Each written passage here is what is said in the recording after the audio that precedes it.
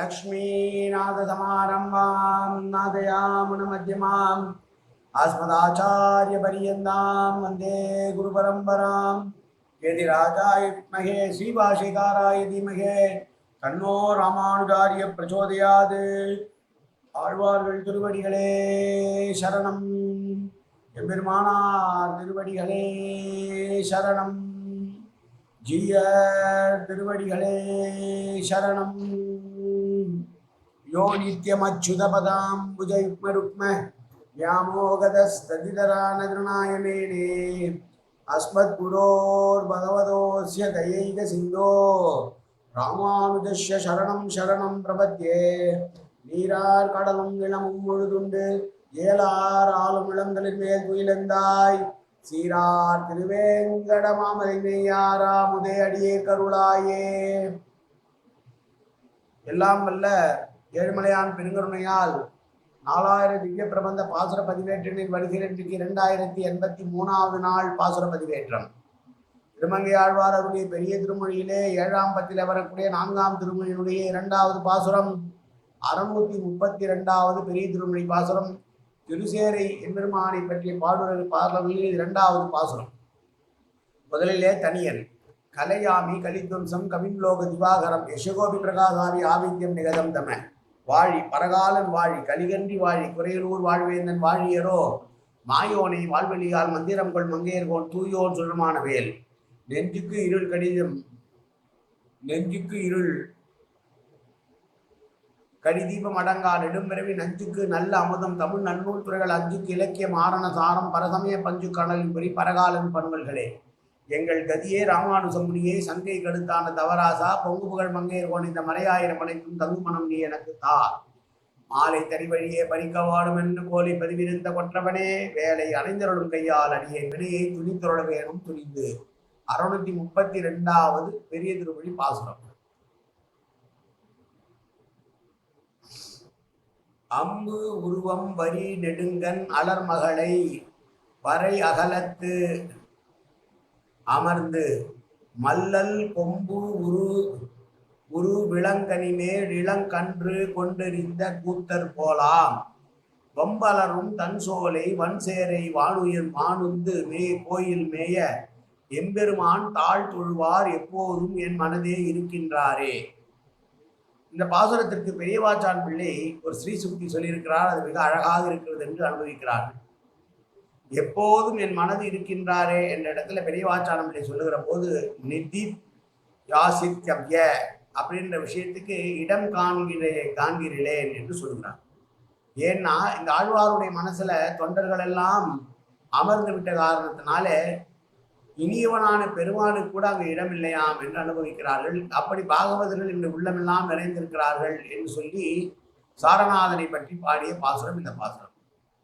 அழகிய புருவத்தை வில் போன்ற உடலமைப்பு கொண்ட பிராட்டி என்றும் சொல்லலாம். அழகிய புருவம், அதிலே செவ்வரி கருவரி படர்ந்து நீண்ட கண்களை உடையவளான பெரிய பிராட்டியை எப்போதும் தன்னுடைய மலை போன்ற மாலிலே வைத்துள்ளவன். அதனாலேயே சீனிவாசன் என்று பெயர் பெற்றவன். மல்லல் கொம்பு என்றால் தழைத்த கிளைகளை கொண்டு விளாமரமாக இருந்த அசுரனை, இளங்கன்று மேல் என்னால் ஒரு இளங்கன்றாக வந்து மற்றொரு அசுரனை முல்லை கொண்டு முல்லை எடுப்பார் போல விளாமரமாக இருந்த அசுரன் மீது மற்றொரு அசுரனாக வந்த இன்னொரு அசுரனை கன்றுக்குட்டியாக வந்த அசுரனை எடுத்து வீசி எறிந்து 2 பேரையும் மாய்க்க செய்தவன். அழகான நடையுடையவன், கூத்தாடக்கூடியவன், பருமணம் வீசுகிற குளிர்ந்த சோலைகளை உடைய இந்த அழகிய திருச்சேரையிலே ஆகாசத்தை முட்டுகிற அளவுக்கு மிகப்பெரிய கோவிலிலே சந்நிதியிலே நித்தியவாசம் பண்ணக்கூடிய சாரநாத பெருமாளுடைய திருவடிகளை சேவிப்பவர்களை எந்நாளும் சேவிப்பவர்களே எந்நாளும் என் நெஞ்சிலே வசிக்கிறார்கள் என்று சொல்கிறார். இந்த திருமொழி முழுதுமே ஆழ்வார் திருசேரை எம்பெருமானை பாடுவதை காட்டிலும் அவனுடைய அடியவர்களின் சிறப்பையே பாடுகிறார் என்று குறிக்க வேண்டும். முதல் பாசுரமும் அடியவர்களை பற்றியே பாடினார். அடியவர்களுடைய திருச்சேரை பெருமானை சேவிக்கவர்களுடைய அடியாருடைய கால் அடி என் தலை மீது இருக்கட்டும் என்று முதல் பாசுரத்திலே பாடினார். இந்த பாசுரத்தில் அடியவர்கள் எல்லாம் என் நெஞ்சத்தில் நிறைந்திருக்கிறார்கள் என்று சொல்லிவிட்டு, அதனால் பெருமாள் கூட அங்க வந்து தங்கறதுக்கு இடமில்லாத அளவுக்கு பாகவதர்கள் உள்ள அவர் மஞ்சம் நெஞ்சம் நிறைய நிறைந்திருக்கிறார்கள் என்று சொல்லக்கூடிய அளவுக்கு பெரியவர்கள் அனுபவித்திருக்கிறார்கள். பொதுவாக பெண்களுடைய கண்களை அம்பிக்கு உவமையாக கூறுவது வழக்கம். அம்பன்ன கண்ணாள் யசோதை என்று ஒரு சொற்றொடர் ஆழ்வார்களுடைய பாசுரத்திலே காணப்படுகிறோம்.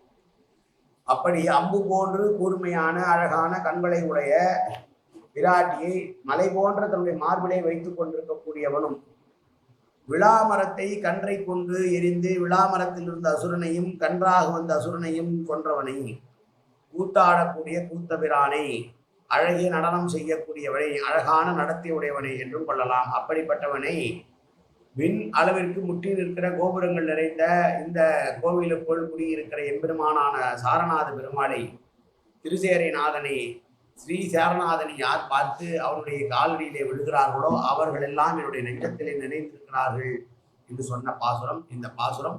மீண்டும் ஒரு முறை பாசுரத்தை சேமிப்போம். அம்புருவ வரி நெடுங்கன் அலர்மகளை வரை அகலத்து அமர்ந்து மல்லல் கொம்பு உருவ விளங்கனி மேல் இளங்கன்று கொண்டெறிந்த கூத்தர் போலாம், வம்பலரும் தன் சோலை வன்சேரை வானுந்து கோயில் மேய எம்பெருமான் தாழ் தொழுவார் எப்போதும் என் மனதே இருக்கின்றாரே.